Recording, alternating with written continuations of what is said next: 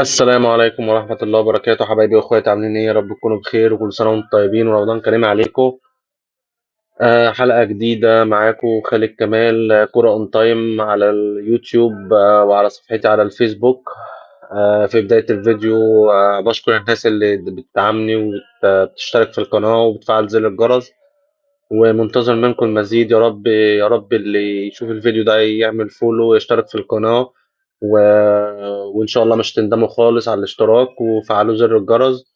والناس اللي على الفيسبوك تعمل فولو للصفحة وتدوس لايك. نبتدي سريعا. واستمرار خيبة الأمل في نادي الزمالك وفقدان الأمل في اللعيبة اللي موجودة في نادي الزمالك. ف يعني حاجة حزينة جدا بجد لجمهور نادي الزمالك، والله يكون في عون جمهور نادي الزمالك. واللي أنا واحد منهم. خلاص اللي هو الواحد بقى عنده ملل وفقدان ان الواحد كان بيستنى ماتشات الزمالك، بما انه الواحد بيشجع الزمالك فبيستنى في الزمالك يلعب عشان خاطر يتفرج عليه. دلوقتي بقى الواحد عنده ملل او فقدان شغف ان الواحد يشوف الماتشات، من فشل اللعيبه وفشل مجلس الاداره وفشل المنظومه كامله في نادي الزمالك، والخساره المهينه من البنك كاس الرابطه بنتيجه 3-0. بقى دلوقتي اي فرقه تلعب نادي الزمالك بتلعب على المكسب. لكم ان تتخيلوا ان اي فرقه دلوقتي في الدوري او اي فرقه سواء في الدوري او في الكاس، تمام، بقت تتجرأ على نادي الزمالك وممكن تكسب نادي الزمالك في سكور. لك ان تتخيلوا يعني الزمالك مش ان هو بيخسر 1-0، لا ده الزمالك بيخسر بالاثنين وبالثلاثه. ودي مش أول نتيجه تحصل 3-0 من البنك الاهلي في 5 دقائق يخش في نادي الزمالك 3 اجوان، وخروج مهين من كاس الرابطه. اللي انت حتى لو هي كاس شرفيه فانت المفروض ان انت تلعب على الكاس دي، ان انت تجيب الكاس دي لاول مره في تاريخ نادي الزمالك، ان انت تصالح بيه جمهورك. لا بالعكس، ده انت بتزود هم جمهور نادي الزمالك وبتزود حزن جماهير نادي الزمالك بسبب اداره فاشله، بسبب لعيبه لعيبه ما تستحقش حتى اقسم بالله ان هي تعدي من قدام نادي الزمالك. فانتوا تنتظروا ايه؟ تنتظروا ايه يا جماهير نادي الزمالك؟ تنتظروا ايه؟ انا عارف مدى حزنكم وعارف مدى الاحباط اللي انتوا فيه. بس انتوا تنتظروا ايه من نادي ادارته اداره فاشله، رئيس نادي محبوس في السجن، تمام، لعيبه لعيبه ما تستحقش حتى ان هي تعدي من قدام نادي الزمالك، مش تلبس تيشيرت نادي الزمالك، تعدي من قدام سور نادي الزمالك كده ما تستحقش ان هي تعدي من قدامه. فتنتظروا ايه من منظومه كلها من اولها من اولها لاخرها فاشله؟ تنتظروا ايه؟ تنتظروا ايه من نادي ما عندوش لائحه خصومات للعيبه، لائحه ان اللعيب ده لما يغلط، اللعيب ده لما يصدر منه اي فعل يتعاقب عليه؟ يعني بنشوف في النادي الاهلي بصراحه، انا راجل زملكاوي لما بشوف النادي الاهلي حتى لو في ضربات او النادي الاهلي فيه اي مشكله، بنلاقي ثواب وبنلاقي عقاب. يعني موسم الدوري السنه اللي فاتت لما النادي الاهلي اتخذ قرار بتصعيد الناشئين واللعب بالناشئين ايا كانت الاسباب، تمام، فهو حط عقاب للعيبه ان انا هلعب بالناشئين وهسيبكم لاخر الموسم وهتبتدوا الموسم الجاي ما اثبتوش نفسكم، مع السلامه. ساعه التدعيمات الفريق، تمام، جابوا صفقات على اعلى مستوى. اتفقنا او اختلفنا مع بعض الصفقات ان هي دخلت في عند مع نادي الزمالك، بس صفقات محترمه. لما تجيب مروان عطيه في نص الملعب فانت جبت صفقه محترمه، لعيب كويس، لعيب كواليتي كويس، لعيب صغير في السن. لما تجيب احمد القندوسي، لعيب متابعينه بقالنا فتره، تمام، لعيب كويس، لعيب صغير في السن، لعيب سوبر كلاس ايه. لما تجيب لعيب بنوعيه اللهم صل على النبي، لما تجيب تستعير خالد لعيب سموحه 6 شهور وتشتريه، تمام، وتلعبه قلب دفاع بيستغل الفرصه وبيأدي، تلعبه باك يمين بتلاقيه، فانت جبت لعيب سوبر. تمام. فالنادي الاهلي اتفقنا او اختلفنا معاه في بعض الامور في الصفقات، بس جايب صفقات كويسه. تعالى على الجانب الاخر على نادي الزمالك. نادي الزمالك النهارده لما تيجي تبص على صفقاته، ايه الصفقات اللي نادي الزمالك عملها؟ سامسون اكينولا ده لعيب، معلش مع احترامي ليه، لعيب اقسم بالله ما يلعب دوره رمضانيه. لعيب ما يعني حتى اللعب في الشارع ما ينفعش ان هو يلعبه. ده لعيب بادي بيلدينج، لعيب ما يعني ما بيعرفش يستلم ولا يسلم كوره. ده حتى الجون اللي جابه في سموحه جابه اللي هو ادى الواد كتف، خد الكوره شاطها جون. عمرو السيسي لعيب لا يعني لا يرتقي، تمام، ان هو يبقى في خط نص نادي الزمالك. احنا كان عندنا امام عاشور لما مشي فرجاني ساسي، كان عندنا امام عاشور بس لعيب تحس ان هو كواليتي، لعيب كواليتي، عنده كواليتي، عنده كوره، بيلعب كوره. كنا بنتريق على طارق حامد ان هو بيلعب بجسمه اكتر ما بيلعب بعقله. احنا عندنا عمرو السيسي ده ولا بيلعب بعقله ولا بيلعب بجسمه.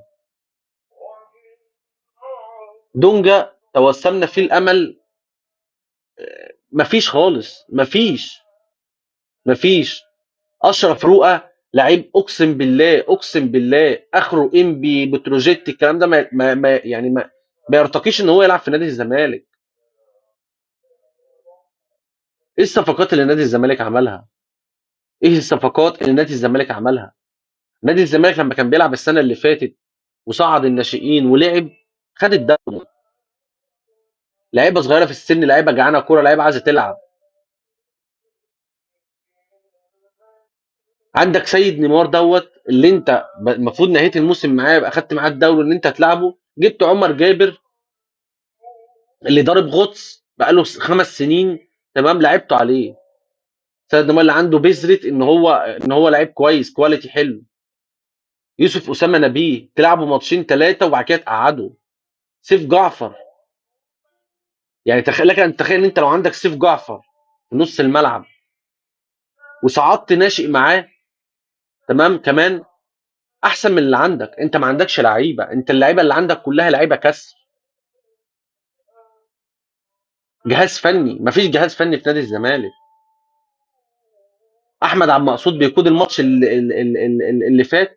ما عندكش جهاز فني، ما عندكش جهاز فني. حرام عليكم يعني مجلس اداره متخبط، مجلس اداره يعني والله نادي الزمالك ده ما عندوش مجلس اداره. ما فيش مجلس اداره نادي الزمالك، شويه اشخاص هم اللي بيديروا النادي. ما فيش مجلس اداره بمعنى كلمه مجلس اداره. فالواحد الله يكون في عون جمهور نادي الزمالك، الله يكون في عوننا بجد، والله الله يكون في عوننا بجد في اللي احنا بنشوفه. خروج من السوبر المصري السعودي، خروج من السوبر المصري. خلاص الدوري خلاص راح منك، الكاس راح منك. منتظرين ايه تاني؟ منتظرين ايه تاني؟ يا مجلس اداره يا فاشل، يا مجلس اداره يا فاشل. وخروج مرتضى منصور من السجن واحنا فرحين نطبل ونزمر ونعمل ونسوي. حرام عليكم، سيبوا نادي الزمالك في حاله، حرام عليكم بجد. حرام بجد اللي انتوا بتعملوه في الجماهير، اقسم بالله. حرام اللي انتوا بتعملوه في جمهور نادي الزمالك ده. هو احنا عشان خدنا بطولتين دوري يبقى خلاص احنا كده عملنا اعجاز؟ هو نادي الزمالك ده مش مكتوب له الاستقرار؟ مش مكتوب له ان هو يمشي بنظام وسيستم؟ يا عم خلاص قعدت 5 سنين في مجلس الاداره، سيب النادي في حاله بقى، خلاص عملت اللي عليك. سيب دم جديد يجي يدير نادي الزمالك زي ما بنشوف في النادي الاهلي. صالح سليم سلم لحسن حمدي، حسن حمدي سلم لمحمود طاهر، محمود طاهر سلم للخطيب. مش هتقعد انت مخلد في مجلس الاداره وطالع بدل ما تتكلم على نادي الزمالك واللي فيه نادي الزمالك طالع تتكلم تهاجم كابتن محمود الخطيب. ده بناء على ايه يعني؟ بناء على ايه؟ بناء على ايه؟ انت بتضحك على مين؟ كل حاجه بقيت تنسبها لنفسك، كل حاجه بتنسبها انا اللي عملت، انا اللي عملت. فبجد والله العظيم اول طريق التصحيح في نادي الزمالك هو رحيل مجلس الاداره ده بالكامل، سواء بقى الوزير يقيل المجلس ده، الجمعيه العموميه تشيل الثقه منه. لكن مستنيين ايه تاني؟ مستنيين نادي الزمالك يروح لفين تاني؟ مستنيين نادي الزمالك يخرج من بطولات ايه تاني؟ انت ما قدامكش دلوقتي غير البطوله العربيه، وانت رايح عشان خاطر الفلوس. بعت امام عاشور، تمام، جاي لك في مبلغ حلو، بعته، جبت مكانه كواليتي حلو، جبت مكان امام عاشور لعيب يسد مكان امام عاشور. انت لما فرجاني ساسي مشي كان امام عاشور اصلا عندك ما بيلعبش، والحمد لله ربنا ستر وامام عاشور توسمنا فيه خير وبقى كويس. لكن تمشي امام عاشور وما تجيبليش لعيب مكانه، تجيب لعيبه كلها كسر. ايه اللي احنا فيه ده بجد؟ ايه اللي احنا فيه ده؟ انتوا خلاص يعني وصلتوا الجماهير ان هي تلبس اسود عليكم، عايزين الجماهير تعمل ايه معاكم تاني؟ تعمل ايه معاكم تاني؟ ما هو الزمالك دلوقتي اقسم بالله الزمالك دلوقتي تمام مخطوف. انا بشبه النادي الزمالك دلوقتي مخطوف من شويه اشخاص همهم مصالحهم الشخصيه فقط، مش نادي الزمالك.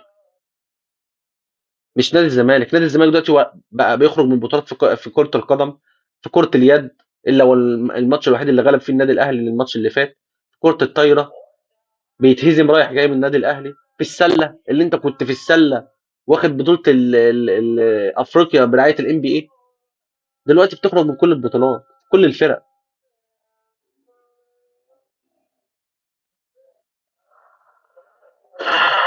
نخش بقى على ماتش مصر وملاوي وفوز منتخب مصر باربع اهداف. شفنا اداء لمصر، لمنتخب مصر، ما شفناهوش بقالنا سنين، او ما شفناهوش يعني. اقرب مستوى ليه كان منتخب مصر كان كويس فيه مع كروش، ففيتوريا بصراحه عمل ماتش كويس جدا. فيتوريا حاطط منتخب مصر على الطريق الصحيح. فيتوريا بيشتغل، فيتوريا بيتابع اللعيبه كلها بتاعه الدوري، فيتوريا شغال بخطه مش شغال عشوائي. فده كان نتيجه عمله، ده نتيجه اجتهاده. مصر بتفوز 4-0 بره ارضها، دي نتيجه ما حصلتش من سنين. فالف مبروك لمنتخب مصر، وان شاء الله نصعد لكاس افريقيا ونحقق البطوله. احنا عايزين نروح كاس افريقيا نحقق البطوله، لان احنا مصر تستحق اكتر من كده. واخيرا ماتش الاهلي والهلال ومناوشات نادي الهلال السوداني وخطاباته اللي كل شويه للكاف وبيحاول يصدر التوتر للنادي الاهلي. فلا، النادي الاهلي يركز في الملعب. كولر يحاول ان هو يقفل على اللعيبه، يحاول ان هو يشتغل وبس. النادي الاهلي محتاج ان هو يفوز حتى 1-0، مش محتاج، اهم حاجه ما يخشش فيك جوال. فان شاء الله التوفيق للنادي الاهلي، وان شاء الله يصعد ويعدي الدور الثاني. لان احنا دلوقتي ما قدامناش غير الاهلي في البطوله الافريقيه. وبصراحه الاهلي حتى في ازماته بيحاول ان هو بيلم نفسه بسرعه، بيحاول ان هو ما ينهارش. فكل التوفيق للنادي الاهلي يا رب. وبشكركم جدا، ورمضان كريم عليكم. واللي لسه بشكر كل الناس اللي تابعت الفيديو للاخر، واللي ما عملش اشتراك يشترك في القناه ويفعل زر الجرس، واللي على الفيسبوك يدوس فولو ويدوس لايك. وانا بشكركم جدا، وكل سنه وانتم طيبين.